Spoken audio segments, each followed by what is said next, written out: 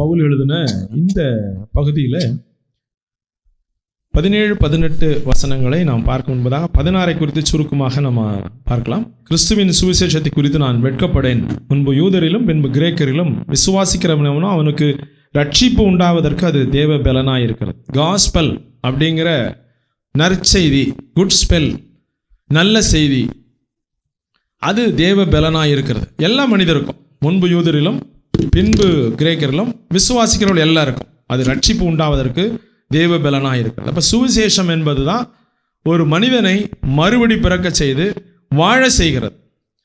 சுவிசேஷம் இல்லாமல் ஒரு மனிதன் மறுபடி பிறக்க முடியாது. அப்போ சுவிசேஷம் அப்படிங்கிற அந்த காரியம் அப்படின்னா என்ன அப்படின்னு சொன்னால், தேவகுமாரன் மனிதகுமாரன் ஆனார், மனிதகுமாரன் பாவமானார், பாவியான மனிதனை தேவகுமாரன் ஆக்கினார்.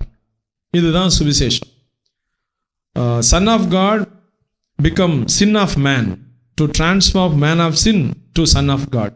இதுதான் சுவிசேஷம். அப்போது தேவன் மாம்சத்தில் வெளிப்பட்டார். அது ஒரு இன்கார்னேஷன், சாதாரண ஒரு காரியம் அல்ல, அது மிகப்பெரிய காரியம். எதற்காக அப்படி வரணும்?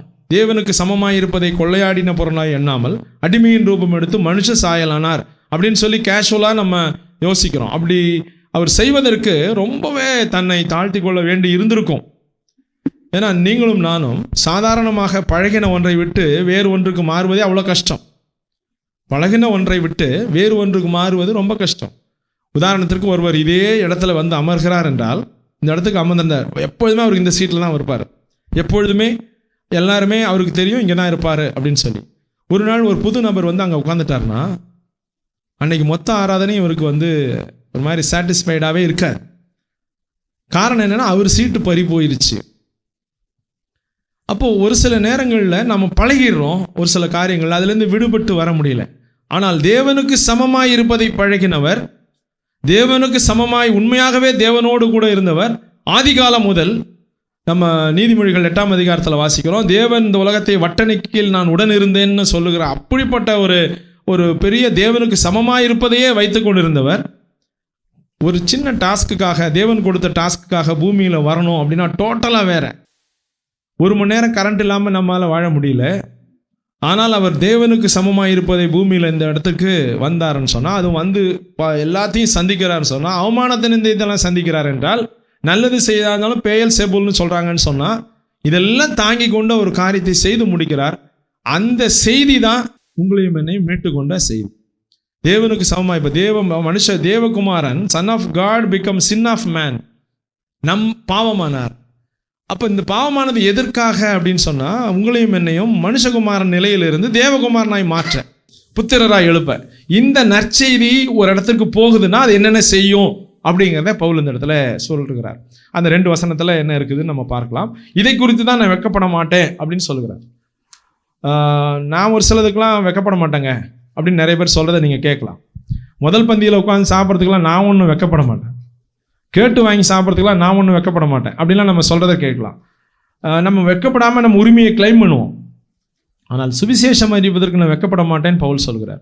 நம்மளும் கூட சேர்ந்து அப்படி சொல்ல முடியுமான்னா, சொன்னால் நம்ம பெரிய ஆள் தான். ஏன்னா சுவிசேஷத்தை அறிவிப்பதற்கு ரொம்ப வெட்கமாக தான் இருக்கும்.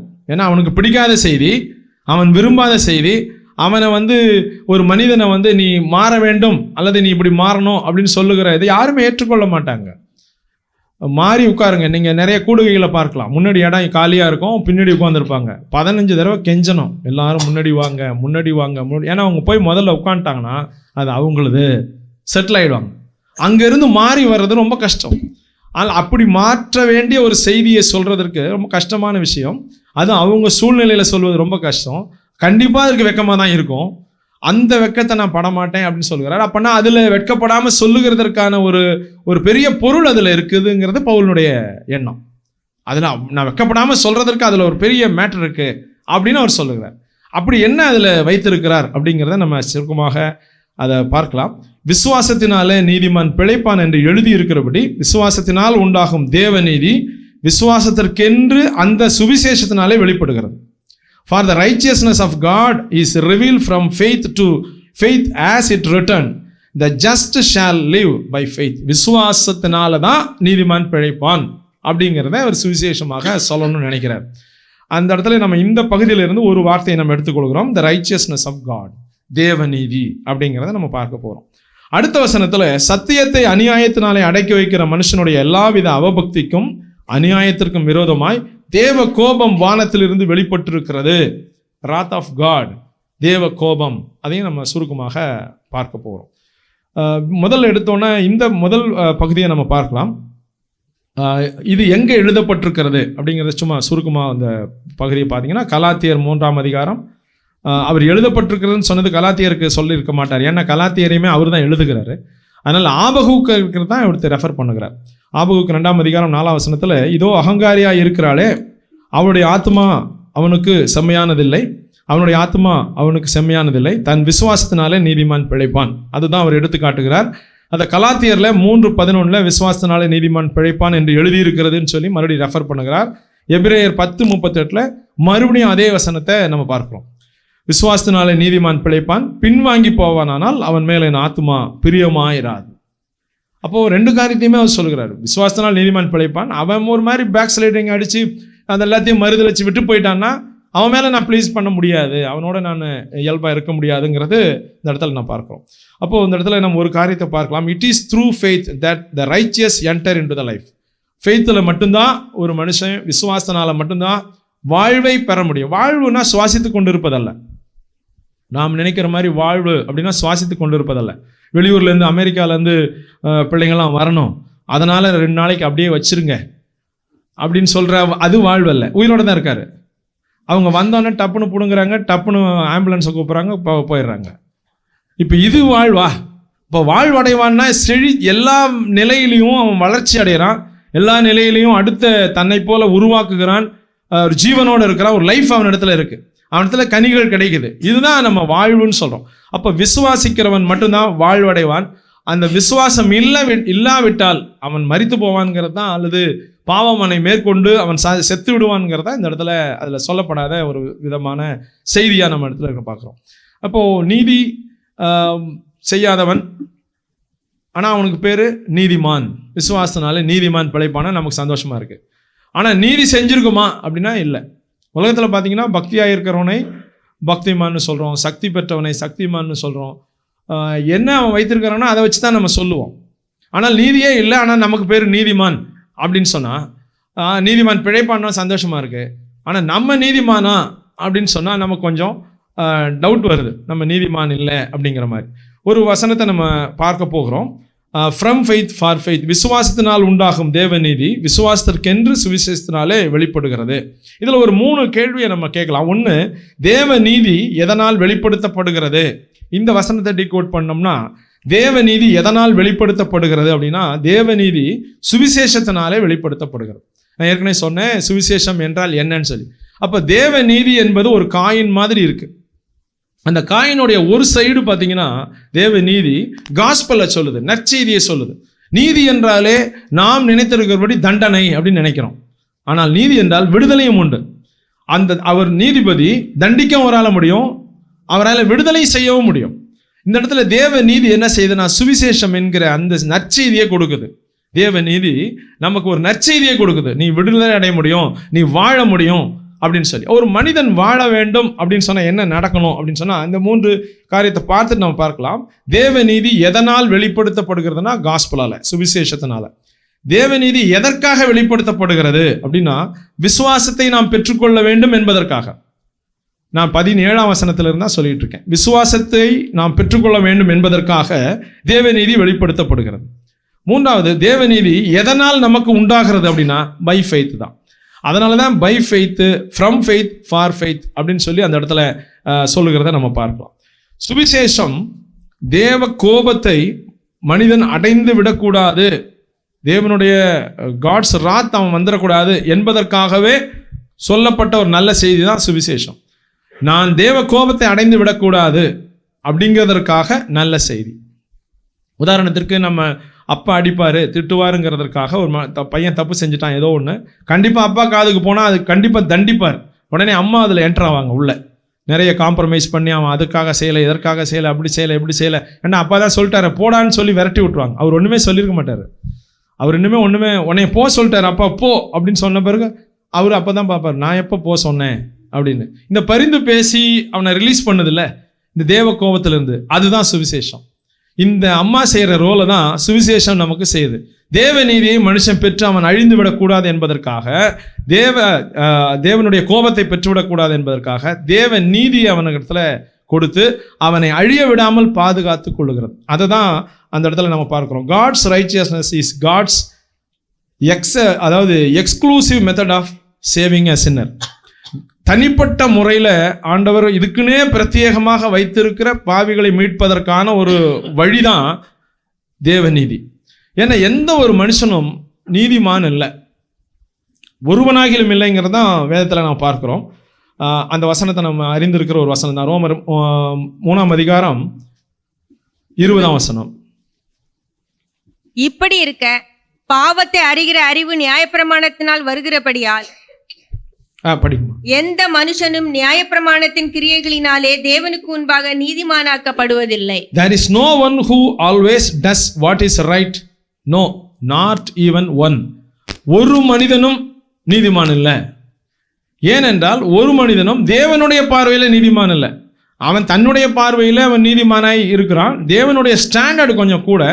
எப்பொழுதுமே நன்மை செய்கிறவன் அல்லது எப்பொழுதுமே நீதியான காரியத்தை மட்டுமே சிந்திப்பவன் ஒருவனும் பூமியில் இல்லை. Not even one. ஒருத்தர் கூட இல்லாதனால தேவனால மனிதனை சேவ் பண்ண முடியல. ஏன்னா அவனுடைய நீதி ரொம்ப கம்மியாக இருக்குது, ரொம்ப குறைவாக இருக்குது, ரொம்பவும் ஆண்டவருடைய பார்வையில் ரொம்பவே கம்மியாக இருக்குது. ஓசியா தீர்க்கதரிசி மக்களுடைய நீதியை குறித்து சொல்லும்போது அவர்கள் பக்தி காலையில் கலைந்து போகிற மேகம் அப்படின்னு சொல்லுவார். ஆமாம், அதே போல் ஏசாயா தீர்க்கதரிசி சொல்லும்போது பார்த்தீங்கன்னா அழுக்கான கந்தைன்னு சொல்லுவார். அழுக்கான கந்தையே ஒன்றும் பண்ண முடியாது. இதில் அழுக்கான கந்தை வேற, துவைக்க முடியாது, க்ளீன் பண்ண முடியாது, தொட்டிங்கன்னா கிழிஞ்சிரும், அணிய முடியாது. அப்படிப்பட்ட ஒரு நீதியை வைத்துக்கொண்டு தேவனுடைய கோபத்திலிருந்து மனிதன் எப்படி தப்பிக்க முடியும்? அப்போ அவனுக்கு நம்ம ஏதாவது ஒன்று செய்யணும் என்று சொல்லி ஆண்டவர் ஒரு நல்ல செய்தியை மனுஷனுக்கு கொண்டு வந்து செய்கிற காரியம்தான் தேவநீதி, காட்ஸ் ரைச்சியஸ்னஸ். அப்போ மனுஷனை ஆண்டவர் என்ன செய்கிறார்னா, இனி மனிதன் பெறப்போவது மனித நீதி அல்ல, தேவநீதி. அந்த இடத்திற்கு மனிதனை ஆண்டவர் கொண்டு வருகிறத பார்க்கிறோம். பாவத்தை அறிகிற அறிவு நியாயப்பிரமாணத்தினால் வருகிறதுனால எந்த ஒரு மனுஷனும் நியாயப்பிரமாணத்தின் கிரியைகளினாலே தேவனுக்கு முன்பாக நீதிமான் ஆக்கப்படுகிறது இல்லை. நான் இதெல்லாம் செஞ்சேன், அதனால் அதை பெற்றுக்கொண்டேன், நான் இவ்வளவு பர்ஃபெக்டாக இதனால் செஞ்சேன், ஆண்டவர் அதை கனப்படுத்தி எனக்கு இந்த அந்தஸ்தை கொடுத்தார் அப்படின்லாம் சாட்சி சொல்கிறத நீங்கள் கேட்டிருக்கலாம் நிறைய இடங்களில். ஆண்டவருக்கு என்று நான் என்னுடைய உறவினர் ஒரு அங்கிள் இருந்தாங்க. அவங்க எவ்ரி ஃபஸ்ட்டு மந்த்தினுடைய ஃபஸ்ட்டு சர்வீஸுக்கு எந்த இடத்துல இருந்தாலும் அவங்க அந்த சண்டே சர்வீஸ் அட்டன் பண்ணிவிடுவாங்க. அந்த ஃபஸ்ட்டு அட்டன் பண்ணிவிடுவாங்க. அதனால் அவங்களுக்கு லாங் லைஃப் கிடச்சிது. அதனால் அவங்க நல்ல ரொம்ப நாள் ஆசீர்வாதமாக பலருக்கு இருந்தாங்கன்னு நிறைய பேர் சொல்கிறத நாம் கேட்டிருக்கலாம், கேட்டிருக்கேன் நான். அப்படின்னா என்ன அர்த்தம்னா, அவங்க ஒரு காரியத்தில் ரொம்ப விசேஷமாக இருந்தாங்க, ஆண்டவர் அதை கனப்படுத்தினார்னு சொல்லி. இது கனப்படுத்தி கொடுக்குற ஒரு சாதாரண கிஃப்டாக இருக்கலாம். ஆனால் தேவநீதி இதனால் நம்ம பெற்றுக்கொண்டு விட முடியாது, இதனால் நம்ம ரட்சிப்பை பெற்றுக்கொண்டு விட முடியாது. அப்போ ஆண்டவர் என்ன சொல்கிறார்னா, ஒரு மனுஷனும் இந்த உலகத்தில் அதை பெற்றுக்கொள்கிற தகுதியை இல்லை. அப்போ நான் ஏதாவது ஒன்று செய்யணும், அவனை எப்படியாவது அதுக்காக விட்டுற முடியாது. அப்போ வேற வழி இல்லை, நானும் நீதி இல்லாமல் அவனை எடுத்துக்கொள்ள முடியாது, வேற வழி இல்லை, என்ன செய்யலாம் அப்படின்னு ரொம்பவே குழம்பி போயிருப்பார், யோசிச்சு போயிருப்பார். அதை யோசித்த பிறகுதான் சரி நம்ம நீதி அவனுக்கு கொடுத்துருவோம் அப்படின்னு சொல்லி அவர் அந்த முடிவுக்கு வந்திருக்கிறார். அந்த அவருடைய நீதி பார்த்தீங்கன்னா கிரேக்க வார்த்தையில் டிகாயோசின் அப்படிங்கிற ஒரு வார்த்தை கொடுக்கப்பட்டிருக்கிறது. கிரேக்க பதத்தில் டிகாயோசின். Righteous, what is right, justice, act of doing what is in agreement with God's standard. ஒரு குறிப்பிட்ட நீதி அது தேவனுடைய தரத்திற்கு ஏற்ற நீதி. இதுதான் நம்ம தேவநீதி அப்படின்னு சொல்லலாம். மனிதனுக்கு ஆண்டவர் கொடுக்கிற தேவநீதி தம்முடைய தரத்திற்கு ஏற்றார் போல கொடுக்குறாரு. ஏன்னா மனுஷனுடைய நீதி நிறைய இருக்கு. ஒரு சில நேரத்தில் நீதிக்காக கோபப்படுவான். வேதத்தில் நம்ம ஒரு வசனத்தை பார்க்கிறோம், மனுஷனுடைய கோபம் தேவநீதியை நடப்பிக்க மாட்டாது. இவன் கோபப்படுறதுனால இவனுடைய நீதியை நடப்பிப்பான். கரெக்டு தான், அவனை பொறுத்த வரைக்கும் அந்த கோபத்துக்கு கரெக்ட் 2-1 பார்த்துட்டேன், கரெக்டாக செஞ்சுருப்பாங்க. ஆனால் அது தேவநீதியாக இருக்குதா அப்படின்னு சொன்னால் டெஃபினட்டாக இருக்காது. ஏன்னா தேவநீதி வேறு விதமாக கூட இருக்கும். தேவநீதி வேறு விதமாக அந்த இடத்துல இருக்கிறத பார்க்கலாம். வேதத்தில் ஒரு வார்த்தை ஒன்று இருக்குது, எனக்கு ரொம்ப இம்ப்ரெஸ்ஸான ஒரு வார்த்தை. என்னென்னா, ஆபேலுடைய இரத்தத்துக்காக, அதாவது ஆபேலுடைய ரத்தத்துக்காக ரத்தம் வந்து பரிந்து பேசிச்சான், அதாவது ரிப்போர்ட் பண்ணுது, காயின் என்ன இந்த மாதிரி பண்ணிட்டான் அப்படின்னு சொல்லி. ஆனால் கிறிஸ்துவனுடைய ரத்தம் உங்களையும் என்னைக்காக அப்படி பரிந்து பேசலையாம். நாம் கிறிஸ்துவுக்காக பேசின நம்முடைய பாவங்கள் அவர் தலை மேலே வச்சிருந்தது. ஆனால் அவர் எப்படி பரிந்து பேசினா என்ன வெற்றுங்கன்னு பரிந்து பேசுகிறார். அப்போது ஆண்டவருடைய நீதி பாருங்க, உலகத்தில் அந்த நீதி கரெக்டு. காயினு கொண்டுட்டான், காயினை வந்து ஆபேலை கொண்டுட்டான்.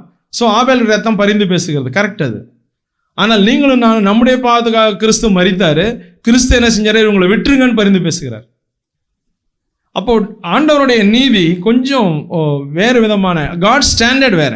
அப்போ இந்த ஸ்டாண்டர்டில் இருக்கக்கூடிய நீதியை கொடுத்தாதான் அவனை நம்ம மீட்டு கொள்ள முடியும், அவனை மறுவாழ்வு கொடுக்க முடியுங்கிறது ஆண்டவருடைய ஒரு காரியமாக இருக்கிறதுனால ஆண்டவர் என்ன செய்கிறார்னா, தேவ திட்டத்தை ஆண்டவர் அதற்குன்னு மனிதனுக்கு நீதியை கொடுப்பதற்காக, மனிதன் தேவ நீதியை பெற வேண்டும் என்பதற்காக ஒரு பிளானை வச்சிருந்தார். அந்த பிளான்ல தான் கிரைஸ்ட் உள்ள வருகிறார்.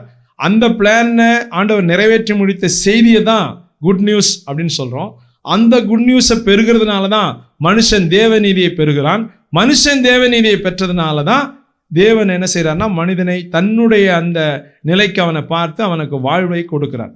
இதை நம்ம சுருக்கமாக பார்க்கலாம் வசனத்தின் வாயிலாக. 2 கொரிந்தியர் 5ஆம் அதிகாரம் 21ஆம் வசனம் நம்ம அறிந்த ஒரு வசனம் தான். நாம் அவருக்குள் தேவ நீதி ஆகும்படிக்கு பாவம் அறியாத அவரை நமக்காக பாவமாக்கினார். பாவம் அறியாத அவர், நீதியே அறியாத நாம். 2 பேர் 2 தட்டில் இருக்கோம். நாம் நீதியே அறியலை, நமக்கு நீதிமான் ஒருவனாகிலும் இல்லை. அவர் பாவமே அறியாதவர். அப்படியே அந்த இடத்துல ஒரு டிரான்ஸ்ஃபர்மேஷன் நடக்குது, ஒரு எக்ஸ்சேஞ்ச் நடக்குது. அவர் இந்த இடத்துக்கு வந்துடுறாரு, நாம் அந்த இடத்துக்கு போகிறோம். அவர் இந்த இடத்துக்கு வருகிறார்னா அவர் பாவியாகவில்லை, அவர் பாவமானார். உங்களுக்காக எனக்காக அவர் சின்னராகலை, சின்னாகினார். நம்முடைய எல்லா பாவத்தையும் அவர் தலையில ஆண்டவர் வைத்ததுனால நமக்காக அவர் பாவமானார். பாவமான அந்த ஆட்டுக்குட்டி பலியிடப்படுகிறது. அதனால தெளிக்கப்பட்ட இரத்தத்தினால நீங்களும் நானும் நீதியாகிறோம், நீதிமானாகிறோம், தேவனுடைய நீதியை நாம் பெறுகிறோம். 1 கொரிந்தியர் 1ஆம் அதிகாரம் 31ஆம் வசனம். அவரே தேவனால் நமக்கு ஞானமும் நீதியும் பரிசுத்தமும் மீட்புமானார். அவர் தான் நமக்காக ஞானமாயிட்டாரு, நீதி ஆகிட்டாரு. அப்போ தேவனுடைய நீதியை நாம் பெற்றுக்கொள்கிறோம் வித்தவுட் காஸ்ட். அந்த வித்தவுட் காஸ்ட்டுங்கிறதுனால நமக்கு நிறைய நேரத்தில் அதனுடைய காரியங்கள் தெரியறதில்லை. அதனால் நம்ம கொஞ்சம் கேஷுவலாக நம்ம இருக்கிறத பார்க்குறோம். ரோமருக்கு எழுதின நிருபத்தினுடைய 3ஆம் அதிகாரம் 21ஆம் வசனம் இப்படி சொல்லுகிறது.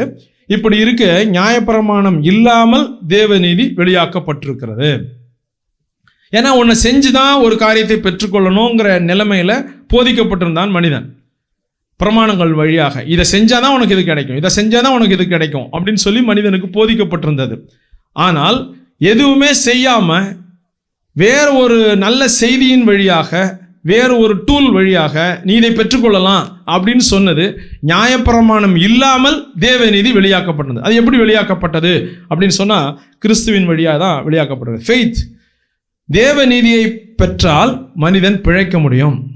தேவநீதியை பெற இயேசுவை விசுவாசிப்பதை தவிர மனிதனுக்கு வேறு வழி இல்லை, வேறு மார்க்கம் இல்லை. இயேசு கிறிஸ்துவை விசுவாசிக்கிறதை தவிர வேறு மார்க்கமே, வேறு வழியே, வேறு காரியமே இல்லை. அதனால தான் நம்ம தேவநீதியை பெறாவிட்டால் நம்ம பிழைக்க முடியாது, நம்ம தண்டனைக்கு பாத்திரர், நம்ம சாக வேண்டியவங்க. தேவநீதி, ஒரு நீதி இல்லாமல் தேவன் ஒரு காரியத்தை கொடுக்க முடியாது. அப்போ தேவன் மனித நீதியை பார்த்தா அது ரொம்ப வேஸ்டாக, குப்பையாக இருக்குது. வேற வழி இல்லை, வேற மனிதனையும் சேவ் பண்ணணும். அதே நேரத்தில் தம்முடைய ஸ்டாண்டர்டையும் அவன் ஆண்டவர் விட முடியலை. உடனே என்ன செஞ்சாருன்னா கிரைஸ்ட் அனுப்புகிறார். அவருடைய தேவ நீதியை நமக்கு கொடுக்கிறார், நமக்காக அவர் பாவமாகிறார். ரோமர் 3ஆம் அதிகாரம் 22ஆம் வசனத்தில் அது இயேசு கிறிஸ்துவை பற்றும் விசுவாசத்தினாலே பலிக்கும் தேவநீதியே, விசுவாசிக்கிற எவர்களுக்குள்ளும் எவர்கள் மேலும் அது பலிக்கும். நோ டிஃபரன்ஸ், வித்தியாசமே இல்லை. ஆண் பெண், காஸ்ட்டு, கிரீடு, நேஷனு, எந்த வித்தியாசமும் இல்லை. யாரெல்லாம் விசுவாசிக்கிறார்களோ அவர்களுக்கு இயேசு கிறிஸ்துவை விசுவாசிக்கிறதுனால தேவநீதி கிடைக்கிறது. தேவநீதி கிடைத்த பிறகு இயேசு கிறிஸ்துவனுடைய பார்வையில் இயேசு கிறிஸ்துவனுடைய நீதியை பார்த்து என்னை ஆண்டவர் அவருடைய நீதியாக பார்க்கறதுனால என்னை மீட்டு கொள்ள முடிகிறது. என்னுடைய நீதியை ஆண்டவர் பார்த்தார்னா என்னை மீட்டு கொள்ள முடியாது. ஆனால் என் மேலே ஆண்டவர் அன்பு வச்சிருக்கிறாரு, மீட்டு கொள்ளணும் அப்படிங்கிறதுனால வேறு ஒரு நீதியை எனக்கு கொடுக்கிறார் இலவசமாக. அது எளிமையாக கிடைக்கிறதுனால நான் அதை குறித்து ரொம்ப கேஷுவலாக நான் இருந்து விடுகிறேன். ஆனால் அது விலையேற பெற்றது. ஏன்னா வேற யாரும் செய்ய முடியாது. இயேசு கிறிஸ்துவை விசுவாசிப்பதனால மட்டுமே கிடைக்கிறது. இதில் எனக்கு என்ன பிரச்சனை வருகிறதுனா, நான் ஒன்றுமே செய்யலையே எப்படி நான் பெற்றுக்கொள்கிறது? நான் ஒன்றுமே ஏதாவது செய்யணுமே. நீங்கள் ஆண்டவருக்குள்ளே புதிதாக வந்தவர்களுக்கு பார்த்தீங்கன்னா ஏதாவது செய்யணும்னு துடிப்பாங்க. இந்த டியூப்லைட் வாங்கி தட்டுங்களா, ஒரு வேளை நான் ஃபுட்டு கொடுத்துட்டுமா, நான் ஏதாவது செய்யணும் அப்படின்னு இருப்பாங்க. ஏன்னா செஞ்சாதான் அவங்க நிம்மதியாகும். ஏன்னா அப்படி தான் நம்ம பழக்கப்பட்டிருக்கிறோம். ஒன்றுமே செய்யாமல் ஒன்று கேட்டால் நமக்கு என்னமோ ஒரு தாழ்மையாக இருக்கும். ஏதாவது இது செஞ்சதுக்கு நான் இதை செஞ்சிடறேன். ஒருவேளை அப்படி வந்தது தான் அந்த மொய் வைக்கிற பழக்கமாக இருக்கும்னு நினைக்கிறேன். சாப்பிட்டேன் தாங்க அப்படின்னு சொல்லி ஏதாவது செய்யணும், ஏதாவது செஞ்சாதான் எனக்கு அது பொருத்தமாக இருக்குது, மைண்டு நிம்மதியாக இருக்குது அப்படின்னு நம்ம நினைக்கிறோம். ஆனால் ஆண்டவர் நீ ஒன்றுமே செய்யணும்னா விசுவாசி நம்பு போதும்னா, இல்லையே நான் திருப்தியா இல்லையே அப்படின்னு மறுபடியும் நம்ம ஏதாவது செய்கிறோம். இந்த ஏதாவது செய்கிற பிரயாசையை ஆண்டவர் அதை ரெக்கக்னைஸ் பண்ணலை. அப்படி ஏதாவது செய்யணுமா, ஏதாவது நீ செய்யணுமா, செய், உனக்கு நிறைய விஷயங்கள் கொடுத்துருக்கேன் அப்படின்னு தான் நீ பாக்கியவானா இருக்கணுங்கிறதுக்காக உனக்கு இதை செய் பார்ப்போம் அப்படின்னா நம்ம போராடுறோம், ரொம்ப கஷ்டப்படுறோம். அப்போ நம்ம ஏதாவது செய்யணும் அப்படின்னா, நீ எனக்கு செய்வேனா, நீ போய் விளக்காரு, நீ போய் உப்பாரு, நீ போய் மற்றவங்களுக்கு செய்யுங்கிறது தான் ஆண்டவருடைய காரியமாக இருக்குது. நீ எனக்கு ஒன்றும் செய்ய வேணாம், நீ எனக்கு செய்கிறது நீ அவனுக்கு செஞ்சீங்கன்னா எனக்கு செய்கிற மாதிரி அப்படின்னு ஆண்டவர் சொல்கிறார். ஆனால் நம்ம என்ன செய்கிறோம், ஏதாவது செஞ்சுட்டு ஓகே இதோட டேலி ஆயிடுச்சு, நீங்கள் செஞ்சீங்க நான் செஞ்சீங்க முடிஞ்சு போச்சுன்ற நிலைமையில நம்ம இருக்கிறோம். ஆனால் ஆண்டவர் அப்படி செய்யலை. உன்னை நான் வாழ்வழிக்கிறேன், மீட்டுக் கொள்கிறேன் அப்படிங்கிற இடத்துல ஆண்டவர் நமக்கு ஒரு வசனத்தை நம்ம வாசிக்கலாம். ரோமர் 3:24 இது எப்படி நமக்கு கிடைச்சதுன்னா, இலவசமாய் அவருடைய கிருபையினாலே கிறிஸ்து இயேசுவில் உள்ள மீட்பை கொண்டு நீதிமான் ஆக்கப்படுகிறார்கள். இலவசமாக, ஃபெய்த்தில், கிருபையில், இந்த 3 காரியமும் ரொம்பவே இம்பார்ட்டன்ட். கிருபை இல்லாமல் இது நடந்திருக்காது. கிருபைனா நம்ம அன்ஃபேவராக இருக்கிறோம், நம்ம மெரிட் இல்லை, அன்மெரிட்டட் ஃபேவர். நம்ம ஆண்டவர் மெரிட் இல்லாமல் கொடுக்கறது கிரேஸ்ன்னு சொல்லி பார்க்குறோம். மெரிட் இல்லாமல் கொடுக்கணுன்னா ஆண்டவர் ஒரு சில காரியங்களை செய்யணும். அப்போ ஆண்டவர் மெரிட்டாக தான் பார்த்து தான் பழகணும், வேறு வழி இல்லை. அப்போ என்ன செய்கிறாருன்னா, கிருபையும் சத்தியம் நிறைந்தவராய் இந்த உலகத்திற்கு வந்துடுறாரு. அவரை நம்ம அவருக்குள்ளே இருக்கும்போது, நாம் அவருக்குள்ளே என்ட்ரானோன்னே, நாம் அவருக்குள்ளே இருந்தோன்னா அவர் நம்மளோட தங்குறார். நாம் அவரும் கிட்டத்தட்ட ஒன்றாயிடுறோம், அவரோடு கூட வாசம் பண்ணுகிறோம். தேவன் என்னை பார்க்கணுன்னா கிறிஸ்துங்கிற காரியத்தை வைத்து பார்க்குறாரு. அப்போ என்னுடைய மெரிட்டு கூடுது. ஆண்டவர் என்ன செய்கிறாருன்னா, உனக்கு நான் வாழ்வு தரேன் அப்படின்னு எனக்கு வாழ்வை கொடுத்துட்றாரு. இந்த வாழ்வை கொடுப்பதற்கு கிறிஸ்து சிலுவையில் எனக்காய் பாவமாக வேண்டி இருந்தது. அவர் பாவமானதுனால தான் அந்த மீட்பை நான் விசுவாசிக்கிறதுனால இதை நான் பெற்றுக்கொள்கிறேன். இயல்பாக எனக்குன்னு ஒரு நீதி, சுயநீதி இருக்குது. நான் இதெல்லாம் செய்வேன் அப்படின்னு சொல்லி, அந்த நீதி எப்படிப்பட்டதுன்னு சொல்லி நம்ம பார்த்தோம். பிலிப்பியர் 3:9 பார்த்தீங்கன்னா, நான் கிறிஸ்துவை ஆதாயப்படுத்திக் கொள்ளும்படிக்கு நியாயப்பிரமாணத்தினால் வருகிற சுயநீதியை உடையவனாய் இராமல், செல்ஃப் ஜஸ்ட எனக்கு கிறிஸ்துவை பற்றும் விசுவாசத்தினால் வருகிறதும் விசுவாசம் மூலமாய் தேவனால் உண்டாயிருக்கிறதுமான நீதியை உடையவனாயிருந்து கிறிஸ்துவுக்குள் இருக்கிறவன் என்று காணப்படும்படிக்கு. இந்த பகுதியை நான் மெசேஜ் டிரான்ஸ்லேஷன் அப்படிங்கிற அந்த எம்எஸ்ஜியில் ஒரு வசனம் எப்படி போட்டிருக்குன்னா, ஐ டிடன்ட் வாண்ட் சம் பெட்டி இன்ஃபீரியர் பிராண்ட் ஆஃப் ரைச்சியஸ்னஸ் அப்படின்னு போட்டிருக்கு. அப்படின்னா ரொம்ப சாதாரண ஒரு தூக்கி போடுற அதுதான் நம்மளுதான், இதை வச்சுக்கிட்டு நான் ஒன்றும் பண்ண முடியாது, இந்த பிராண்டு சரியில்லை, இது சும்மா டூப்ளிகேட் பிராண்டு, எனக்கு கொடுக்குற பிராண்டுனா தேவநீதி, காட்ஸ் ரைச்சியஸ்னஸ் எனக்கு கிடைக்கிறதுக்காக நான் விசுவாசத்தின் மூலமாய் தேவனால் உண்டாயிருக்கிறதுமான நீதியை உடையவனாயிருந்து கிறிஸ்துவுக்குள் இருக்கிறவன் என்று காணப்படும்படிக்கு. அப்போ நான் கிறிஸ்துவுக்குள்ளே இருக்கும்போது தேவநீதியை நான் சுதந்திரித்து கொள்ளுகிறேன். கலாத்தியர் 3:11 இப்படி சொல்லுகிறது. கலாத்தியர் 3:11, நியாயப்பிரமாணத்தினாலே ஒருவனும் நீதிமான் ஆகிறதில்லை என்பது வெளியரங்கமாக இருக்கிறது, ஏனெனில் விசுவாசத்தினால தான் நீதிமான் பிழைப்பான். அப்போ நியாயப்பிரமாணம் என்பது செயல்பாடுகள். கிறிஸ்து அப்போ நியாயப்பிரமாணத்தை வெறுக்கிறாரா அப்படின்னா, கிறிஸ்து என்ன செய்கிறாருன்னா நியாயப்பிரமாணத்தை முடிவுக்கு கொண்டு வருகிறார்.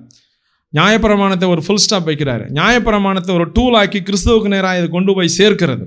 நியாயப்பிரமாணம் என்பது இதெல்லாம் செய்கிறது ஏன் செய்கிறீங்க தெரியுமா அப்படின்னு சொல்லி கொண்டு போய் சேர்க்கிற ஒரு உபாத்தியாயா இருக்குதுன்னு சொல்லி நம்ம வேதத்தில் வாசிக்கிறோம். அப்போது நியாயப்பிரமாணம் அப்படிங்கிற அந்த காரியத்தை பிரேக் பண்ணிவிட்டு, என்னுடைய செயல்பாடுகள், என்னுடைய பாரம்பரியம், நான் இதை செய்கிறதுனால தான் என்பதெல்லாம் பிரேக் பண்ணிவிட்டு, தேவநீதியை அடையணுமா, நீ விசுவாசிச்சின்னா போதும். அந்த விசுவாசம் கிறிஸ்து மேலே வைக்கிறல்ல, அதை நீ செயல்படுத்தி அதை கொண்டு வருகிற அந்த செய்தி தான் சுவிசேஷம். அந்த சுவிசேஷம் உன்னை தேவநீதியை பெரும்படிக்கு உன்னை தகுதி உள்ளவனாக மாற்றுகிறதுங்கிற நல்ல செய்தியை நீ தெரிஞ்சுக்கிட்டீங்கன்னா தேவநீதி உனக்கு கிடைக்கும். தேவநீதி கிடைச்சிட்டா நீ நீதிமானாகிறாய். நீதிமான் ஆயிட்டா லைஃபை பெறுறோம், வாழ்வடைகிறோம். நீதிமான் விசுவாசத்தினால பிழைக்கிறான். பிழைக்கிறான்னா பிழைத்து கொண்டே இருக்கிறான், வாழ்கிறான் என்ற அர்த்தம். பிழைக்கிறான்னா செத்துட்டவன் பிழைச்சான், அப்பா நல்லா பழைச்சிட்டான், அப்படி இல்லை. பிழைத்து வாழுகிறான். நான் அந்த ஊரில் போய் பிழைப்புக்கு போனேங்க அப்படி சொல்கிறோம்ல, அந்த ஊருக்கு போய் வாழ போனோம், அந்த ஊருக்கு போய் பிழைக்கிறோம். எங்கே போனார்? பர்மாவில் பிழைக்க போனார். பிழைக்க போனார் என்றால் வாழ்கிறார் என்ற அர்த்தம். ஜீவனோடு வாழ்கிறார். வாழ்கிறார் என்றால் கனி கொடுக்கிறார் என்ற அர்த்தம். கனி கொடுக்கிறார் என்றால் அநேகருக்கு பிரயோஜனமாக இருக்கிறார் என்ற அர்த்தம்.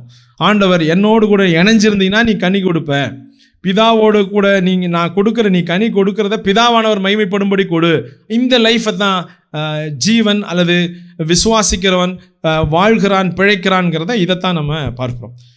பிழைக்க வைக்கும் தேவநீதி கிறிஸ்துவின் மேல் வைக்கும் விசுவாசத்தினால் மட்டுமே நமக்கு கிடைக்கிறது. இந்த விசுவாசத்தை நமக்கு கிறிஸ்துவின் மேலே அந்த வைக்கிற விசுவாசத்தை, அதனால் நமக்கு தேவநீதி கிடைக்கும் என்பதை சுவிசேஷம் நமக்கு சொல்லித் தருகிறது. காஸ்பல் தான் நமக்கு சொல்லித் தருகிறது. Through faith by grace we get the righteousness of God through faith by grace. விசுவாசத்தினால, கிருபையினால நம்ம அந்த காரியத்தை பெற்றுக்கொள்கிறோம். சுவிசேஷம் கன்க்ளூட் பண்ணி நான் முடிக்க விரும்புகிறேன். சுவிசேஷம் கிறிஸ்துவையும் விசுவாசத்தையும் அறிமுகம் செய்கிறது. ஒருவருக்கு சுவிசேஷம் சொல்கிறோம்னா கிறிஸ்துவை நம்ம இன்ட்ரடியூஸ் பண்ணுகிறோம். விசுவாசத்தை, அவர் மேலே விசுவாசத்தை வைக்கிறத இன்ட்ரடியூஸ் பண்ணுகிறோம். அவர் மேலே விசுவாசம் வைத்தா என்ன நடக்கும்னா தேவநீதி நமக்கு பரிசாக கிடைக்கிறது. தேவநீதி என்ற அந்த அந்தஸ்து தேவ பிள்ளை என்கிற உறவையும் அவரோடு கூட இருக்கிற சுதந்திரத்தையும் தருகிறது. நாம் கிறிஸ்துவோடு இருந்தால், கிறிஸ்துவை விசுவாசித்தால் தேவனுக்கு சுதந்திரராகவும் கிறிஸ்துவுக்கு உடன் சுதந்திரராகவும் இருக்கிறோம். சுதந்திரம்னா லீகல் ஹேர். இன்றைக்கி லீகல் ஹேர் சர்டிஃபிகேட்டை வாங்குறதுக்கு எல்லாம் ரொம்ப கஷ்டப்படுறாங்க. ஒரு சொத்து வாங்கணுன்னா அடுத்தவங்களுக்கு போகணுன்னா லீகல் ஹேர் வாங்கணும், நான் இவருக்கு வாரிசு அப்படின்னு சொல்லி. ஆனால் கிறிஸ்து நமக்காக மரித்து நாம் தேவனுடைய சுதந்திரர் என்பதை லீகல் ஹேராக வாங்கி தந்திருக்கிறார். கிறிஸ்துவோடு உடன் சுதந்திரம். சுதந்திரம்னா கிறிஸ்துவுக்கு என்னென்ன, கிறிஸ்துவை எப்படி பார்க்கிறாரோ ஆண்டவர் நம்மையும் பார்க்கிறார். அதே மாதிரி கிறிஸ்துவை பார்ப்பது போலவே பார்க்கிறார். காரணம் என்னென்னா கிறிஸ்துவின் வழியாய் நம்ம தேவ நீதியை பெற்றதுனால. நாம் ஆபிரகாமின் சந்ததி வழியாய் நாம் செஞ்சு ஒரு சில காரியங்களை பெறலை. கிறிஸ்துவின் வழியாய், கிறிஸ்துவின் மேலே வைக்கிற விசுவாசத்தின் வழியாய் பெற்றதுனால கிறிஸ்துவை எப்படி தேவன் பார்க்கிறாரோ உங்களையும் என்னையும் அப்படியே பார்க்கிறார். அப்போ கிறிஸ்துவை பார்க்கிற அந்த விதத்தில் ஆண்டவர் பார்க்கிறார். நானும் பிதாவும் ஒன்றாயிருக்கிறோம், அதே போல நானும் நீங்களும் ஒன்றாயிருக்கும்படி பிதாவானவர் அருள் செய்வார்னு சொல்லி கிறிஸ்து சொல்கிறார். அப்போ ஒருமையை ஆண்டவர் என்ன செய்கிறார்னா நம்மோடு கூட இணைக்க விரும்புகிறார். அவங்க மூணு ஒன்றா இருக்கிறாங்க, நாமும் கூட அவங்களோட இணையணுங்கிறது தான் ஒரு நல்ல சுவிசேஷமாக இருக்குது. அடுத்தது பார்த்திங்கன்னா விசுவாசமும் கிருபையும் நமக்கு பாவ மன்னிப்பை தருகிறது. தேவ பிள்ளை என்ற அதிகாரம் பரிசுத்த ஆவியானவரை நமக்கு தருகிறது. பரிசுத்த ஆவியானவர் நமக்கு பாவத்தின் மேலே ஆளுகை செய்கிற அதிகாரத்தை தருகிறார். இதெல்லாம் வரிசையாக நம்ம பார்க்கும்போது யோசிச்சு பார்த்தா என்னப்பா இவ்வளோ பெரிய கிஃப்டையாக வச்சிருக்கிறாரு அப்படின்னு சொல்லி நம்ம பார்க்கணும். இவ்வளோ மகத்துவமான ஒரு சில காரியங்களை நமக்கு இலவசமாக கொடுத்ததுனால நமக்கு அதனுடைய விலை தெரியலை. ஒருவேளை விலை இருந்தால் அதை யாரும் வாங்க முடியாதுங்கிறதுனால அது இலவசமாக ஆண்டவர்கள். தேவ நீதியை பெற்ற நீதிமான்களாகிய நாம் விசுவாசத்தினாலே மட்டுமே பிழைக்கிறோம். இது ஒரு சைடு. இன்னொரு 25 நிமிடங்கள் இருக்குது. எத்தனை பேர் நான் அதை தொடரணும்னு விரும்புகிறீங்க, இல்லை இதோட முடிச்சிடலாமா? முடிக்கணும்னு சொன்னால் முடிக்கவா போகிறீங்கன்றீங்களா? கண்டிப்பாக தொடர போகிறேன். அதையும் சொல்லி முடிச்சிடலாம். ஏன்னா அடுத்த வசனத்தில் அதை நம்ம பார்க்கணும். அநியாயத்தினாலே அடக்கி வைக்கிற மனுஷனுடைய எல்லாவித அவபக்திக்கும் அநியாயத்துக்கும் விரோதமாய் தேவ கோபம் வானத்திலிருந்து வெளிப்படுத்தப்பட்டிருக்கிறது. இந்த வார்த்தை நமக்கு பெரும்பாலும் பிடிக்கிறது இல்லை. தேவன் நல்லவர், தேவன் அன்பாக இருக்கிறார், அவர் அன்பே உருவானவர், அவரிடத்தில் எவ்வளவு வேணும் இருள் இல்லை. இதுதான் நமக்கு ஃபேவராக இருக்குது. தேவன் கோபமாக இருக்கிறார் அப்படின்னா ஐயோ பயா நீ ஒரு கிரேஸ் தான் பழைய காலத்தில் சொன்னதே போன்னு சொல்லி இன்றைக்கு ட்ரெண்டு மாறிடுச்சு. ஒரு காலத்தில் அப்பாவை குறித்து நம்ம பயந்துக்கிட்டு இருந்தோம். அப்பா பிள்ளை அப்படின்னு சொன்னால் அவர் நின்றுலாம் பேச மாட்டாங்க, உட்காந்து பேச மாட்டாங்க. அவர் உட்காந்துருப்பார், எல்லாருமே நின்று தான் பேச. என்ன அப்பா முன்னாடி உட்கார்ற அப்படின்னு இருந்த காலம். இன்றைக்கு பாருங்கள் அப்பா முன்னாடி அப்படியே இருக்குது. அதுவும் பொம்பளை பிள்ளைங்க அப்பாட்ட எடுத்துக்கிற இடம் ரொம்ப அதிகம். இல்லையா? அப்போ பெண்கள் பார்த்தீங்கன்னா அப்போ கேர்ள் சைல்டு அப்பாட்ட ரொம்ப இடம் எடுத்துக்கிறாங்க. கால் மேலே கால் போட்டுக்கிட்டு இவர் சாப்பிட்டுக்கிட்டு இருக்கும்போது அப்பா என்ன செய்வார், அப்பா அந்த ரிமோட்டை எடு அப்படின்னு அவர் எடுத்தாந்து கொடுக்கணும் இவங்கக்கிட்ட. இவங்க ஆஃப் பண்ணுவாங்க, ஆன் பண்ணுவாங்க. அந்த அளவுக்கு இடம் இருக்குது. அப்போ கிறிஸ்துவை ஒரு தேவனை வந்து நம்ம அப்பா பிதாவே என்று பார்க்கும்போது பயந்துக்கிட்டு இருந்தோம். இன்றைக்கி அப்பா பிதாவேன்னு பார்க்கும்போது ரொம்ப தோல் ஏறிக்கு வந்துட்டோம். அப்போ போய் நம்ம கோபத்தை குறித்து பேசினா யாருக்கு ரீச் ஆக மாட்டேங்குது. சும்மா சொல்கிறீங்க, நீங்கள் சொல்கிறது சும்மா, வேதத்துலலாம் இல்லை அப்படின்னு நம்ம நினைக்கிறோம். ஆனால் பவுல் என்ன செய்கிறாருன்னா அப்படியே அடுத்த வசனத்தை சொல்கிறார். அப்போ ஒரு காயினுடைய தேவ நீதிங்கிற ஒரு காயினுடைய ஒரு சைடில் நல்ல செய்தி இருக்குது. நல்ல செய்தினா குட் நியூஸ் இருக்குது. நீ தேவனுடைய அந்த நீதியை பெற்றதுனால தேவன் உனக்கு பெரிய ஒரு வாழ்வை கொடுக்குறாரு, விசுவாசத்தினால் நீதிமான் பிழைப்பான்னு சொல்லிட்டாரு. அப்படியே அந்த காயினுடைய இந்த பக்கத்தில் பார்த்தீங்கன்னா எச்சரிப்பை ஆண்டவர் தருகிறார். எச்சரிப்பை தருகிறார். எச்சரிப்புனா வார்னிங் ஆண்டவர் தருகிறார். அழிச்சரில் வார்னிங் தர்றதை நம்ம பார்க்கிறோம். அந்த வசனத்தை நம்ம வாசிச்சோம்னா அதில் பார்த்தீங்கன்னா தேவ கோபம் வெளிப்படுத்தப்பட்டிருக்கிறது அப்படின்னு சொல்லியிருக்கு. எங்கெல்லாம் தேவ கோபம் வெளிப்படுத்தப்பட்டிருக்கிறது அப்படின்னு சொன்னால், தேவ நீதியின் ஒரு புறம் வாழ்வை காட்டி முடிக்கிறது, மற்றொரு புறம் நற்செய்தியாய் முடிக்கிறது, மற்றொரு புறம் தேவ நீதியின் மறுபக்கம் தேவனுடைய கோபம் என்கிற எச்சரிப்பை நமக்கு சுட்டி காட்டுகிறது. அதை நம்ம பார்க்காம போயிட்டோம்னா நம்ம வந்து அதாவது ஒன் சைடு போன, அதாவது ரூல்ஸ் தெரியாமல் போன ரோட்டில் மாட்டிக்கிட்ட மாதிரி. என்ன எல்லோரும் ஒரே பக்கமாக போயிட்டுருக்காங்க, நம்ம ஏற்று அப்படி வரோன்னா நமக்கு தெரியல இது ஒன் வேன்னு. அவன்லாம் கரெக்டாக போயிட்டுருக்கான். திடீர்னு நான் நிறைய தடவை அது மாதிரி மாட்டியிருக்கேன். என்ன இந்த பக்கமே எல்லாம் போகிறாங்க, யாருமே இந்த பக்கம் வரலையேன்னா அங்கே போர்டு போட்டிருப்பான். நான் அந்த போர்டை பார்க்கல, எச்சரிப்பை பார்க்கல. ஆனால் அது நமக்கு தெரிந்திருக்கணும்ல, ஸ்மூத்தான இதில் அது நமக்கு தெரிந்திருக்கணும். ஒருவேளை ஆண்டவர் தண்டிப்பார் அப்படின்னு சொல்லி அவர் மேலே பார்க்காம இவ்வளவு செஞ்சு மேக்சிமம் செஞ்சு முடிச்சிருக்காரு, இவர் தண்டிப்பாரா? அப்படி பாருங்க, கண்டிப்பாக தண்டிக்க மாட்டார். ஆனால் தண்டிப்பதற்கான வாய்ப்பு இருக்குது. இப்படி செஞ்சால் இப்படி பண்ணிடுவார் தான் கண்டிப்பாக அப்படிங்கிறது இருக்குங்கிறதையும் நம்ம கண்டிப்பாக தெரிஞ்சுக்கணும். அப்படி பார்த்து நம்ம தெரிந்து கொள்வது தேவனை வந்து பெரிய கோபக்காரராக பார்ப்பது. ஏன்னா நிறைய பேர் எப்படி நம்ம யோசிச்சிருக்கோம், பிதாவானவர் ரொம்ப கோபக்காரர், ரொம்ப பயங்கரமானவர், அதனால் அவர் நேரடியாக பூமிக்கு வர முடியல. ஏன்னா அவரை தொட்டவன்லாம் செத்துட்ருக்கிறான். மலைக்கு ஏறின மோசையை பார்த்தீங்கன்னா மலையை எவனும் தொடாதன்னு பயங்கரமான தேவன்னு சொல்லியிருக்காரு. அதனால் சாஃப்டாக கிறிஸ்துவ அனுப்பிச்சிருக்காரு. இப்படி நம்ம நினச்சிருக்கோம். சண்டே கிளாஸில் நம்ம அப்படி தான் கற்றுக்கொண்டிருக்கிறோம். ஆனால் தேவன் அன்பாக இருந்ததுனால தான் கிறிஸ்துவ அனுப்புனார். அல்லேலூயா. தேவன் அன்பாக இல்லைன்னா, என் மேலே தேவன் அன்பாக இல்லைன்னா இந்த தேவ நீதி ஏது எனக்கு?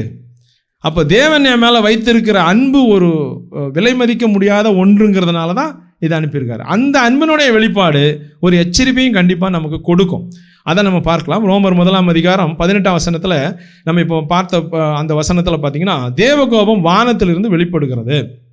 வானத்திலிருந்துனா நம்ம நினைக்கிற மாதிரி அக்கினி மழையாக பொஞ்சு அப்படியே அழிச்சு லோத்து ஓடியா அந்த மாதிரி அப்படியே ஓடியா அந்த மாதிரி இல்லை. ஆண்டவர் வானத்திலிருந்து அப்படின்னு சொன்னால் மேலே இருந்து. ஆமாம், கர்த்தர் வானத்தில் இருந்து அப்படின்னா அவன் மேலே இருந்து அப்படின்னு சொல்லி அவர்கிட்ட இருந்து. அப்போது கர்த்தர் நல்லவர் என்பதை யோசித்து பார்க்குறோம். அவர் மேலே நம்பிக்கை இருக்கிற மனுஷன் பாக்கியவான் பாக்கியவான் பாக்கியவான். இந்த மாதிரி நம்ம கர்த்தர் நல்லவர் என்பதை பாருங்கள், கர்த்தர் நல்லவர் என்பதை பாருங்கள்னா நிச்சயமாக நல்லவர் தான், அதில் எந்த மாற்றமும் இல்லை. நல்லவராக இருக்கிறதுனால தான் எச்சரிப்பையை கொடுக்குறாரு. அவர் மட்டும் நல்லவராக இல்லைன்னா, இந்த எச்சரிப்பை கொடுக்கலைன்னா நம்ம கண்டிப்பாக போய் விழுந்திருப்போம். நான் அப்போவே சொன்னேன் இல்லை அப்படின்ற இடமே வந்திருக்காது. அப்போவே சொல்கிறதே ஒரு லவ்வினுடைய அடிப்படையில் தான் ஆண்டவர் சொல்கிறார். அப்போது பழைய உடன்படிக்கையில் பார்த்தீங்கன்னா ஸ்பாட் பனிஷ்மெண்ட் தான் எல்லாமே. அப்படி சொல்லுவார், உடனே அந்த இடத்துல லட்சக்கணக்கு பேர் ஆயிரக்கணக்கு பேர் மரித்து போவாங்க. எல்லாமே ஸ்பாட் பனிஷ்மெண்ட்டை பார்க்குறோம். அதில் பார்த்தீங்கன்னா ஒரு சில சின்ன சின்ன காரியங்களை மட்டும் ஞாபகப்படுத்தி அடுத்த பகுதிக்கு போகிறேன். என்னாகமத்தில் பார்த்தீங்கன்னா மோசேக்கு விரோதமாய் அந்த மக்கள் பேசுகிறாங்க. இவங்கெல்லாம் கோராக அவங்கெல்லாம் பார்த்து மோசேக்கு விரோதமாய் பேசும்போது மோசேக்கிட்ட ஆண்டவர் என்ன சொல்கிறார்னா, மோசே ஆரோனை நோக்கி தூப கலசத்தை எடுத்து பலிபீடத்தில் இருக்கிற என்னாகமம் 16:46 பலிபீடத்தின் மேல் போட்டு தூபவர்க்கம் இட்டு சீக்கிரமாய் சபையினிடத்தில் போ, அவர்களுக்காக பாவ நேர்த்தி செய். கர்த்தருடைய சந்நிதியிலிருந்து கடுங்கோபம் புறப்பட்டது, வாதை தொடர்கிறது. அவன் எடுத்துகிட்டு போயிட்டு அந்த தூப வர்க்கத்தை பற்றி செத்தவங்களுக்கும் இதுக்கும் நடுவில் நின்று அப்படியே அவன் ஆண்டவர்கிட்ட பேசுகிறான். அப்போ கடுங்கோபம் நின்று ஆண்டவருடைய வாதை நிறுத்தப்படுகிறது. ஏதாவது ஒன்று பண்ணால் சென்சஸ் எடுத்துட்டான் தாவீது, ஆண்டவர் சொல்லாமல். ஆண்டவர் ரொம்ப கோவப்பட்டார், நான் சொல்லாமல் ஏன் செஞ்சேன். அப்போ ஆண்டவர் அந்த நாட்களில் பார்த்தீங்கன்னா நல்ல வைராக்கியமான கோபத்தை வைத்திருக்கிறத பார்க்கலாம். தேவ மனுஷனுக்கு விரோதமாய் ஒரு சில காரியங்களை நான் சொன்னதுக்கு விரோதமாய் செஞ்சீங்கன்னா அப்படின்னு சொல்லி ஆண்டவர் வைராக்கியமாக இருக்கிறத நம்ம பார்க்கலாம். ஆனால் தேவ மனுஷர்களும் அந்த மாதிரி வாழ்ந்தாங்க. தேவ மனுஷர் என்று சொல்லப்படுகிற அளவு கர்த்தர் சொல்லாத நான் சொல்ல மாட்டேன்னு சொல்லுவோம் மோசே. கர்த்தர் சொல்லலை, நான் சொல்ல மாட்டேன். நீங்கள் சொல்லுங்கள், நாங்கள் முன்னாடி போகிறோம். நீங்கள் அவ்வளோ பேரை கூட்டிகிட்டு போகணும். நீங்கள் சொல்லலைன்னா நாங்கள் இந்த இடத்துக்கு போக மாட்டோம். நீங்கள் சொல்லலை, எங்கள் முன்னாடி போகலன்னா நாங்கள் எப்படி விசேஷமானவங்க தெரியும் அப்படின்னு கேட்குற அளவுக்கு. நீங்கள் அப்புறமா வாங்க, நாங்கள் போயிட்டுருக்குறோன்னு சொல்லி அவன் சொல்லலை. இன்றைக்கு நம்ம அப்படிலாம் பார்க்குறோம். அந்த மாதிரி இல்லாமல் தேவனுடைய மனுஷன் அப்படின்னா ஆண்டவர் வைராக்கியமாக உடனே இறங்குறத பார்க்கணும். அடுத்தது இன்னொரு பார்த்தீங்கன்னா, தேவ திட்டத்திற்கு எதிராக பேசின மக்களை, அதாவது தேவன் மோசே என்பவன் தேவனுடைய மனுஷன். ஒருவேளை அவனை ஒரு சின்ன காரியத்தை செஞ்சுட்டான். மீரியாமும் ஆரோனும் அவனுக்கு விரோதமாக ஒரு சில காரியங்களை பேசுகிறாங்க. உடனே கர்த்தருடைய கோபம் அந்த இடத்துல எழும்புகிறத பார்க்கிறோம். என்னாகும் 12ஆம் அதிகாரம் 9ஆம் வசனத்தில் கர்த்தருடைய கோபம் அவர்கள் மேல் மூண்டது. அப்போது தேவனுடைய மனுஷனுக்கு எதிராக ஒரு சில காரியங்களை செய்யும்போது பழைய உடன்படிக்கையில் ஆண்டவர் கோபப்பட்டார். அடுத்தது இஸ்ரவேல் மக்கள் அவங்க தேவனுடைய பாதையை விட்டு விலகும்போது தேவன் கோபப்பட்டிருக்கிறாரு. கடும் கோபம் வந்திருக்குது. என்னாகும் 25ஆம் உதாரணம் மட்டும்தான் நான் காட்டுறேன், நிறைய காரியங்கள் இருக்கிறதுனால உதாரணம் மட்டும் நான் சொல்லுகிறேன். என்னாகும் 25ஆம் அதிகாரம் 3ஆம் வசனத்தில் இப்படி இஸ்ரவேல் பாகால் பேயோரை பற்றி கொண்டார்கள், இஸ்ரவேல் மேல் கர்த்தருடைய கோபம் மூண்டது. இஸ்ரவேல் மக்கள் வழி விலகிறதுனால தேவனுடைய கோபம் வந்தது. ஜென்ரலான பாயிண்ட்டை மட்டும் எடுக்கிறேன். தேவ மனுஷர்களுக்கு எதிராக மக்கள் எழும்பும் போது அவர்கள் மேல் தேவனுடைய கோபம் உண்டது. கர்த்தருடைய ஜனங்களாகிய இஸ்ரவேல் மக்களோ யூதா மக்களோ தேவனுட்டு விலகும் போது தேவனுடைய கோபம் அவர்கள் மேலே மூண்டது. விட்டு கொடுத்துருவாரு, இன்னொருத்தட்ட விட்டு கொடுத்துருவாரு. அடுத்தது பார்த்தீங்கன்னா, தேவ ஜனமாகிய இஸ்ரவேல் மக்களுக்கு எதிராக எழும்பின மக்கள் மீது தேவ கோபம் வந்தது.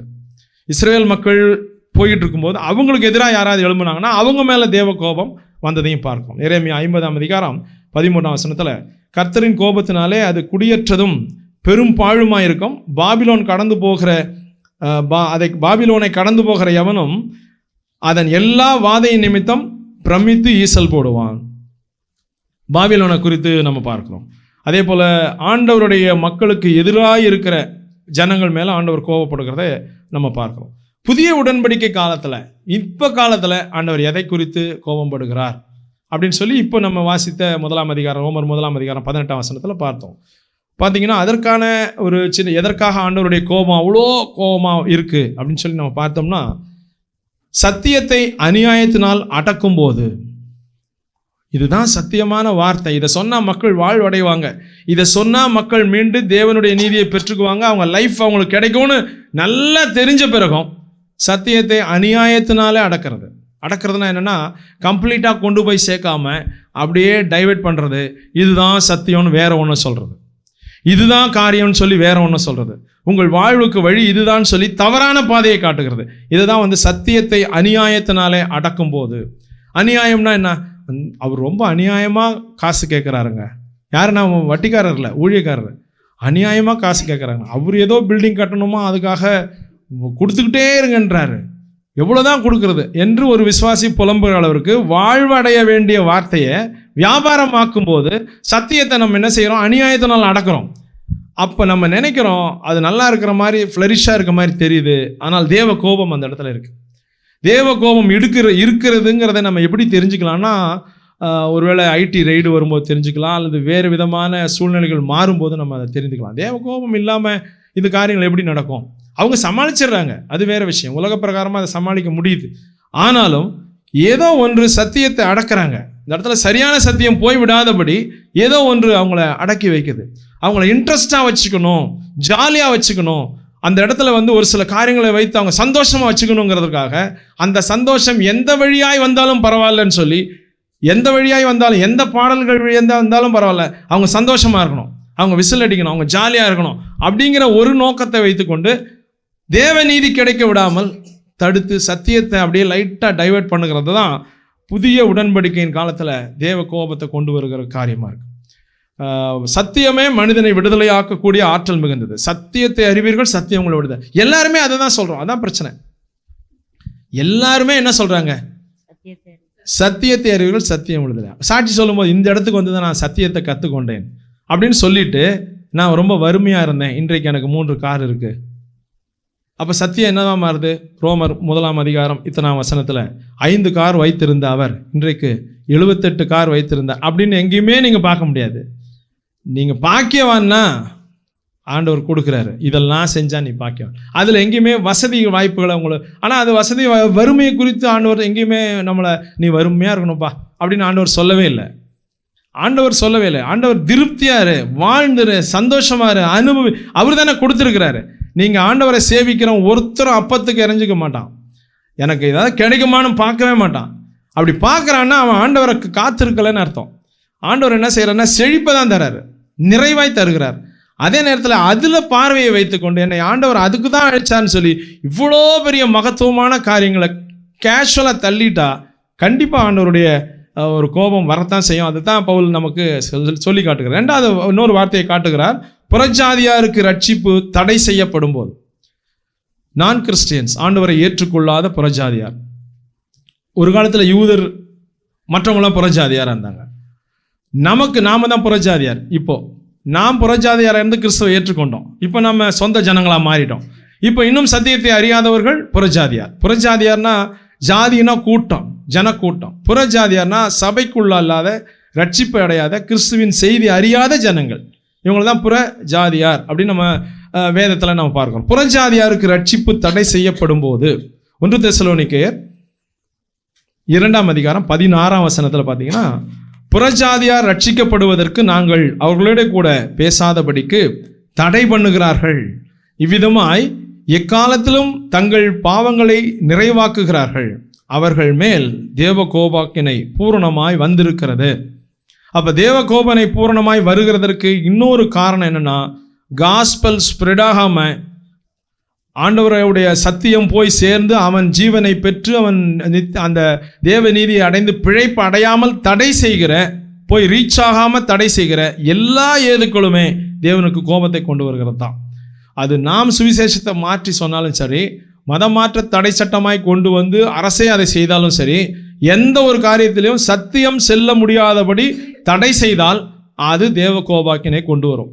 உதாரணத்திற்கு, நான் ஒரு இடத்துல வசிக்கிறேன் அல்லது வாழுகிறேன். நான் வாழுகிற இடத்துல என்னை பார்த்து ஒருத்தன் சத்தியம் அறிந்து கொள்ள முடியாதபடி என்னுடைய வாழ்க்கை அமைந்தால் அது தேவ கோபாக்கினைக்கான ஒரு ஏதுதான்.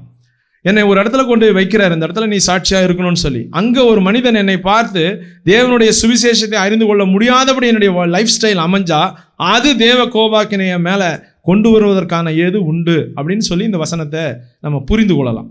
சங்கீதம் 3வது இன்னொரு குறிப்பை பார்க்கலாம். குமாரன் மேல் விசுவாசம் இல்லாவிட்டால் தேவ கோபாக்கினை வரலாம். யோவான் என்ன சுவிசேஷம் 3ஆம் அதிகாரம் 36ஆம் வசனம், குமாரனிடத்தில் விசுவாசமாய் இருக்கிறவன் நித்திய ஜீவனை உடையவனாய் இருக்கிறான். குமாரனை விசுவாசியாதவனோ ஜீவனை காண்பதில்லை. தேவனுடைய கோபம் அவன் மேல் நிலைநிற்கும். தேவனுக்கு சமமாய் இருப்பதை விட்டு இந்த உலகத்திற்கு வந்த பிறகும், அவரை ஏற்றுக்கொண்ட பிறகும், ஒருத்தர் அவரை சொன்ன பிறகும், அவரை புரிந்து கொண்டு தேடாமல் இருக்கிற, குமாரனை விசுவாசியாமல் இருக்கிற ஒரு மேலே கண்டிப்பாக காட்ஸ் ராத் இருக்கும், தேவ கோபம் இருக்கும். எப்படி இருக்கும்னா, நியூ ஸ்டைலில் இந்த இடத்துல தேவன் என்ன செய்கிறார்னா, அவர்களை இதற்கு விட்டு விட்டார், அவர்கள் தங்கள் மனதின்படி செய்வதற்கு அவர்களை விட்டுட்டாரு. இதுதான் தேவனுடைய கோபாக்கினுடைய ஸ்டைலு. பழைய நாட்களில் பார்த்தீங்கன்னா அழிச்சு அப்படியே பஸ்பமாக்கிடுவார். இப்போ அப்படி கிடையாது. நீ சரிப்பா நீ போட்டு ஸ்கூல்லலாம் சொல்லுவாங்கள்ல, அப்படியே தண்ணி தெளித்து விட்டாரு. அதுக்கு பிறகு அவனை கேட்க மாட்டார். அவனுக்கு பாவத்தை குறித்தும் நீதியை குறித்தும் கண்டித்து உணர்த்துற பரிசுத்தாவியானவர் இருக்க மாட்டார். நான் செய்கிறதெல்லாம் சரின்னு நினச்சி அவன் வேகமாக போவான். அதுதான் காட்ஸ் ராத்தே. கிரேஸ் எடுக்கப்பட்ட, நீங்கள் சிம்பிளான விஷயம், கிரேஸை நம்மகிட்ட எடுத்துட்டார்னா தேவன் நம்ம மேலே கோபமாக இருக்காருன்னு அர்த்தம். 51ஆம் சங்கீதத்தில் திரும்ப சங்கீதக்காரன் அதை தான் சொல்லுவான், என் மேலே கிருபை எடுத்துடாதீங்க, தேவ பிரசன்னத்தை என் மேலே என்கிட்ட எடுத்துடாதீங்க.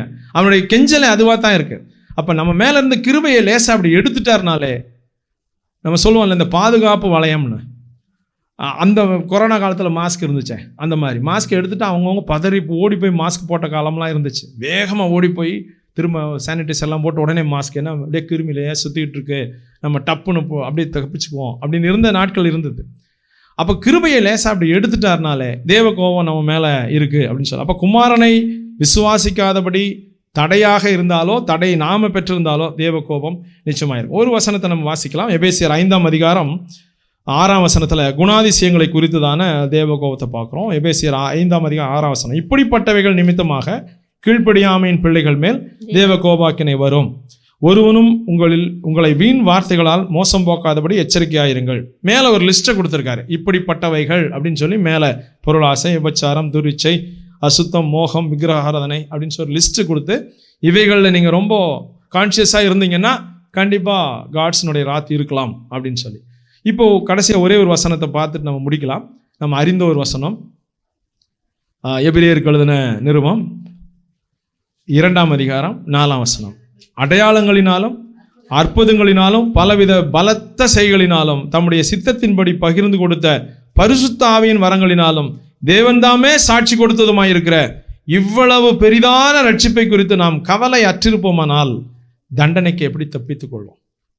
அப்போ சால்வேஷனை குறித்து ரொம்ப சர்வசாதாரணமாக கேஷுவலாக அசால்ட்டாக நினச்சது. ஏன்னா ஆண்டவருக்கு ஒரு பெரிய லிஸ்ட்டு கொடுக்குறாரு, அடையாளங்கள்னால் அற்புதங்களினால். அப்போ இந்த அடையாளம் எதுக்குன்னா சால்வேஷனுக்காக தான்.